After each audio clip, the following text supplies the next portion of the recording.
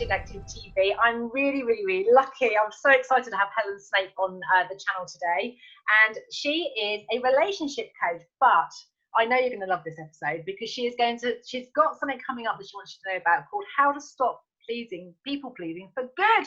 And it's the thought that it's for good. That's the bit that I'm really interested in. So welcome, Helen.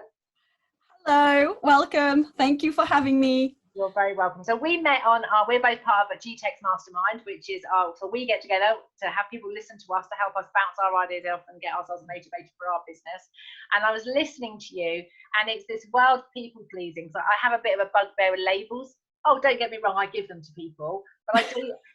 It's all right if I do it in private, but there's all these labels. They never quite sit right with me. But I do know that people associate with people pleasing or people pleasers, don't they? So tell me more about this, because I understand from what we spoke about earlier, it's part of your journey. So what is a people pleaser?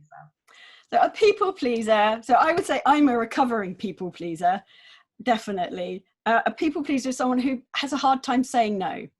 So they are the person, you ask them to do something and they just say yes. They say yes before they've even thought about it.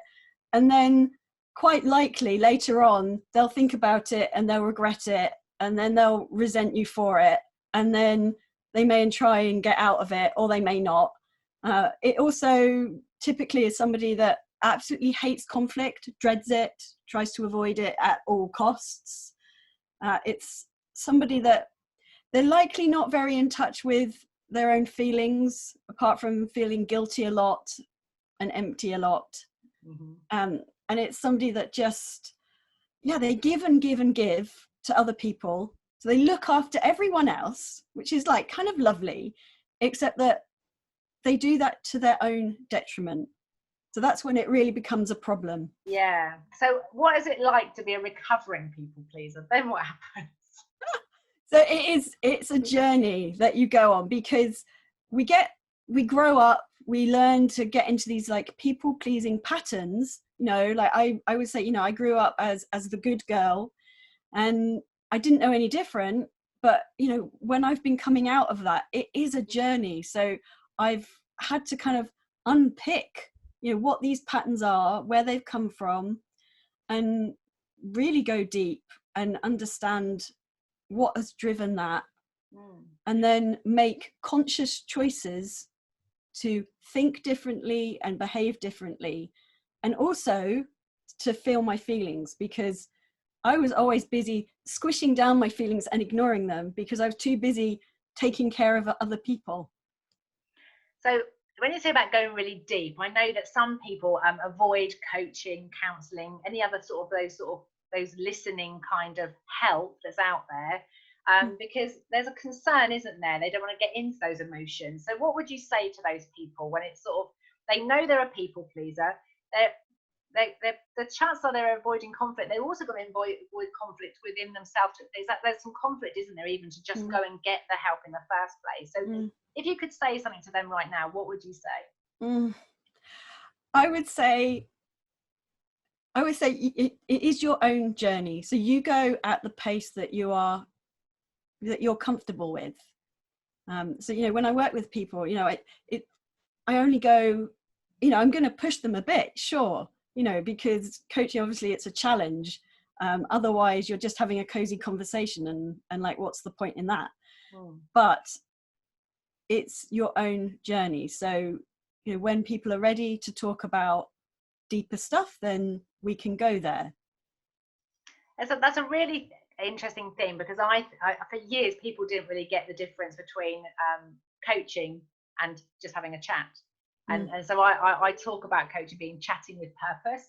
And so how do you define it? Because I know that for me, I don't know about you, when I first trained as a coach, I started asking coachy questions to my friends, and they're like, ooh, they do make you think, don't they? And they sort of take you on this sort of reflective journey where you're not being asked questions about stuff that's out there, things that you've learned or known. You're asked questions about yourself.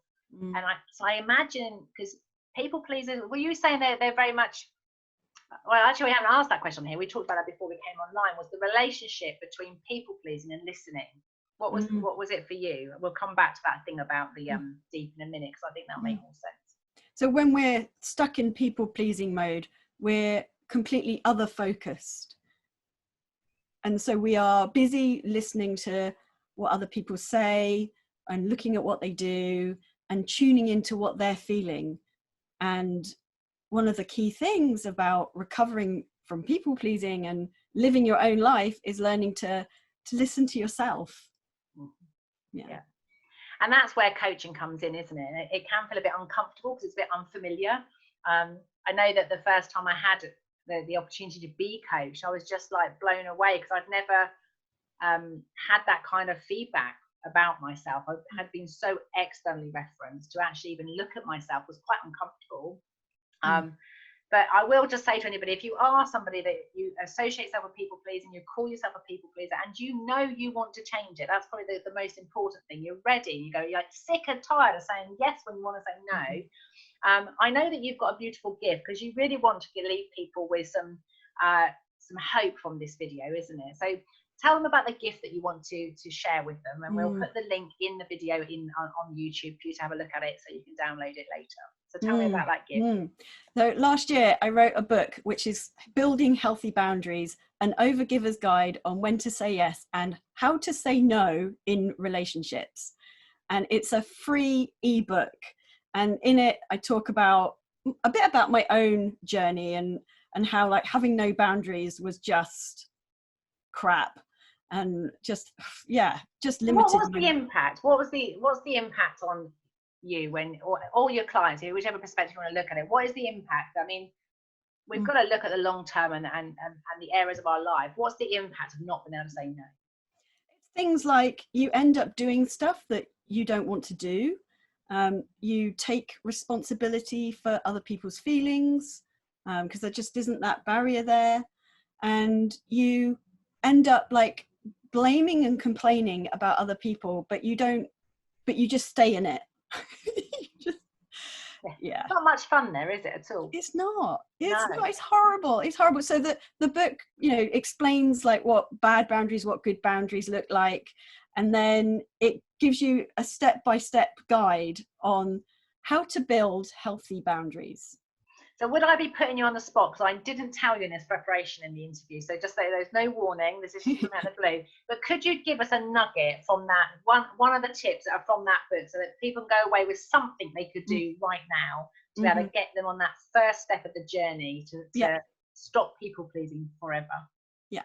So a key thing for learning to build boundaries, but also to learn to get out of people pleasing patterns, is to simply start asking yourself every day, just make this a practice, to say, what do I think, what do I feel, and what do I need? Just to slow down and take the time to do that very simple thing. Yeah. Fabulous. I mean, that's such, even as you were saying, I could feel myself sort of slowing. And I have different questions and we work in different ways, but it is, what would you like to have happen, is a question I'm asking people. And it's like, it's just, what do you want, isn't it? And it's, you've got to listen to that the voice, and it often gets drowned out over everything else. So as you were saying that, I sort of went in that quiet moment. It's like, so what was it? What do you think? What do you feel? And what do you need? Perfect. Fabulous questions to ask yourself, and just notice what happens when you start listening to yourself, and just be aware that not every question lands well with you. The lovely thing about coaching is that the coach is with you and they're calibrating what questions work for you, which ones don't. And not every question lands well with us. They're not all comfortable. They're not all easy to answer. But when you sit with it over time, you leave it with your subconscious, you'll start to notice that you do know what you think, and you do know what you need. And what was the other one? Think, feel, and need. So I'm trying to learn that straight away now. It's been an absolute joy having you on this show today. I highly encourage you to download the ebook. Free resources like this will help you take it through the step-by-step process. But of course, it is different when another human being listens to you and encourages you to really hold yourself accountable to what you say out loud, and you sort of make those things real. So if you do want to stop being a people pleaser for good, don't forget to get in touch with Helen. Speak to you all soon. Thanks ever so much, Helen. Thank you.